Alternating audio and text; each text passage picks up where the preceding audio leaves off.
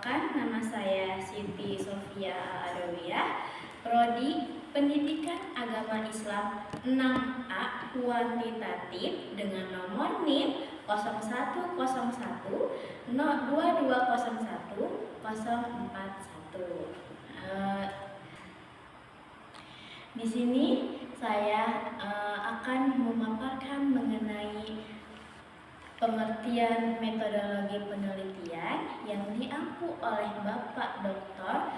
Mampan Darajat MAG. Metodologi penelitian kuantitatif yaitu pendekatan penelitian yang digunakan untuk mengumpulkan dan menganalisis data dalam bentuk angka. Tujuannya juga teman-teman harus tahu. Tujuannya yaitu untuk menguji hipotesis, menemukan pola dan membuat generalisasi dari hasil yang diperoleh melalui teknik statistik. Poin yang pertama yaitu desain. Kuantitatif ini ada 3 jenis. Yang pertama ada karakteristik, yang kedua ada metode-metode kuantitatif, yang ketiga ada jenis-jenis kuantitatif. Yang pertama yang saya akan paparkan yaitu mengenai karakteristik kuantitatif. Karakteristik kuantitatif ini ada, yang poin pertama yaitu ada desain. Desain ini yaitu rencana atau kerangka kerja yang sistematis yang digunakan si peneliti untuk mengatur bagaimana proses penelitian itu dilakukan, mulai dari pengumpulan data, analisis data, hingga penarikan kesimpulan. Jadi desain ini dibuat sebelum si peneliti ini memulai penelitiannya dan bersifat terstruktur serta kaku. Kenapa? Karena agar hasilnya bisa diuji secara statistik dan diulang oleh si peneliti lain.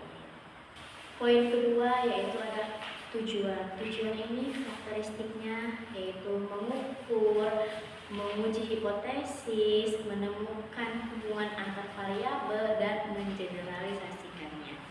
Tujuan penelitian ini yaitu menguji apakah ada hubungan antara durasi belajar dan hasil ujian matematika siswa. Poin keempat ada teknik pengumpulan data. Teknik pengumpulan data itu karakteristiknya yaitu menggambarkan instrumen. Poin ketiga yaitu ada teknik pengumpulan data. Teknik pengumpulan data karakteristiknya yaitu menggunakan instrumen terstruktur seperti kuesioner, skala sikap, atau teman-teman biasa gunakan observasi terstruktur. Contohnya yaitu si peneliti menggunakan skala Likert 1-5 untuk mengatur motivasi belajar siswa. Poin yang keempat yaitu ada data. Data ini karakteristiknya yaitu berupa angka, skor, atau statistik yang bisa dianalisis secara mendalam. Contohnya poin keempat yaitu ada data. Data yaitu karakteristiknya yaitu berupa angka, skor, atau statistik yang dianalisis secara menyeluruh. Contohnya dari karakteristik ini yaitu data berupa skor, hasil ujian matematika siswa yang bisa dianalisis berupa angka mulai dari nilainya 85, 90, 79, dan skor skor dan skor motivasi dari siswa. Poin yang kelima yaitu sampel. Sampel ini karakteristiknya diambil secara acak dari populasi yang lebih besar berupa responden. Contohnya dari populasi 500 siswa SMP Islam, si peneliti ini hanya mengambil sampel 100 siswa saja untuk diteliti lebih lanjut. Yang keenam ada analisis. Analisis ini karakteristiknya menggunakan analisis statistik seperti ANOVA, korelasi, regresi, atau statistik deskriptif. 7 ada hubungan dengan responden. Hubungan dengan responden ini karakteristiknya yaitu hubungan si peneliti ini dengan responden bersifat formal dan tidak mendalam. Jadi karakteristik ini fokusnya pada mendapatkan data, bukan membangun relasi pribadi antara si peneliti dengan responden. 7 karakteristik tadi, kita beralih ke metode-metode kuantitatif. Metode-metode kuantitatif ini ada 5, teman-teman, yang saya akan paparkan. Dari poin yang pertama yaitu eksperimen. Jenis metode ini itu peneliti mengontrol dan memanipulasi variabel menggunakan kelompok eksperimen dan dikontrolnya itu secara acak. Kedua yaitu kuasi eksperimen. Kuasi eksperimen, metode ini tuh mirip seperti metode eksperimen yang poin pertama tadi, tapi di poin ini, di kuasi eksperimen ini tanpa pengacakan kelompok. Jadi kalau tadi di eksperimen itu diacak kelompoknya, tapi kalau di kuasi eksperimen ini tanpa adanya pengacakan kelompok. Dan metode kuasi eksperimen ini digunakan saat tidak bisa mengubah struktur kelas. Poin yang ketiga yaitu ex post factor. Poin ini mempelajari hubungan sebab akibat dari peristiwa yang sudah terjadi dan tidak ada manipulasi oleh peneliti. Jadi metode ini tidak bisa jadi dari metode ini si peneliti ini tidak bisa memanipulasi data karena datanya sudah ada di dalam metode ini.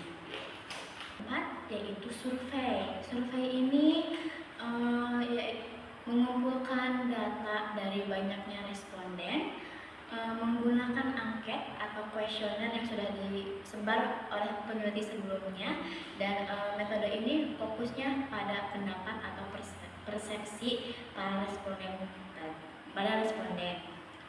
Yang poin kelima ini ada evaluasi. Evaluasi ini bisa ditinjau dari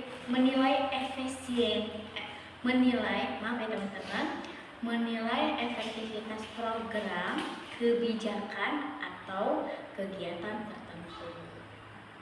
Metode kuantitatif tadi, kita beralih ke penjelasan mengenai jenis-jenis penelitian kuantitatif. Yang pertama yaitu ada jenis korelasional. Korelasional ini yaitu meneliti hubungan antara dua atau lebih variabel tanpa menyatakan sebab akibat. Jadi ciri khasnya dari jenis metode ini tidak ada manipulasi atau perlakuan, hanya melihat apakah dua variabel ini saling berhubungan atau tidak. Yang kedua ada komparatif. Jenis komparatif ini membandingkan antara dua atau lebih kelompok dalam satu atau lebih dari dua variabel. Ciri khasnya dari jenis penelitian ini yaitu ingin mengetahui apakah ada perbedaan antara dua kelompok yang sebelumnya sudah diteliti.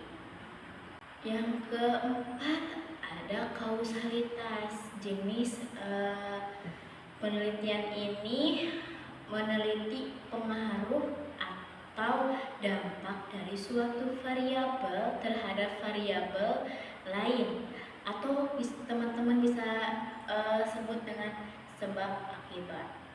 Ciri khasnya dari jenis penelitian ini yaitu si peneliti ingin tahu atau benar-benar ingin tahu apakah variabel X bisa mempengaruhi variabel Y. Ada jenis penelitian deskriptif. Deskriptif ini jenis penelitian yang mendeskriptifkan atau menggambarkan kondisi atau fenomena apa adanya.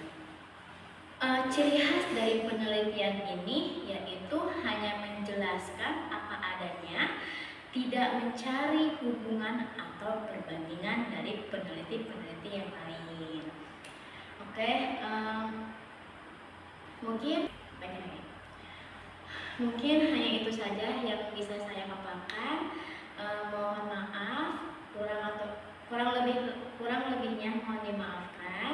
Saya Siti Sofia Adawiyah, mohon pamit undur diri. Wassalamualaikum warahmatullahi wabarakatuh.